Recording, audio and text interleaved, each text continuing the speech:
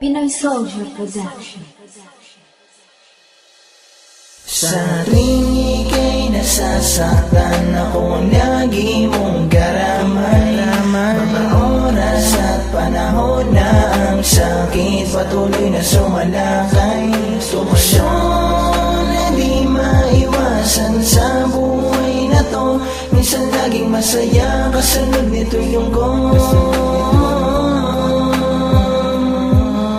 Nung araw ako'y nagtapat sa'yo nang nararamdaman, biglang napakagat ka sa iyong labi at sinabi mo sa'kin na hanggang kaibigan lang ang pagtingin sa akin, hanggang doon na lang. Ang sakit sa puso, hindi maitago, sugat na dinanas ko.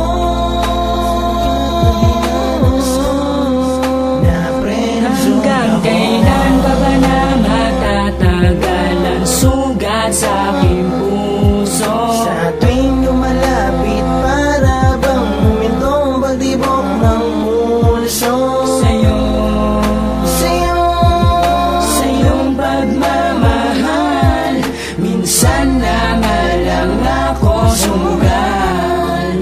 Natalo pa. Sa'yo aking kaibigan, ako ay nag-alinlangan na sabihin sa iyo, tayo na lang ang magmahalan sa isa't isa. Dahil ako ngayon nangangamba na baka ika'y paluhain ng iyong sinisinta. Kapag ikaw ay malungkot, sa akin ka pumupunta. Kapag ikaw ay masaya, halos di na ako kilala. Joanna Vicente, ikaw aking kaibigan.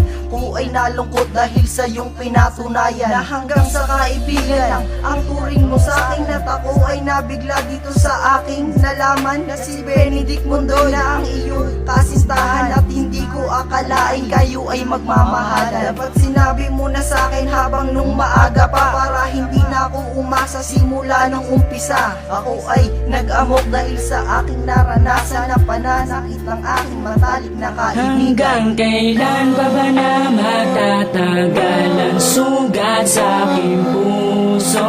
sa tuwing lumalapit, para bang humintong pagtibok ng pulso. Sa'yo, Sa'yo, sa iyong pagmamahal, minsan na nga lang ako sumugal.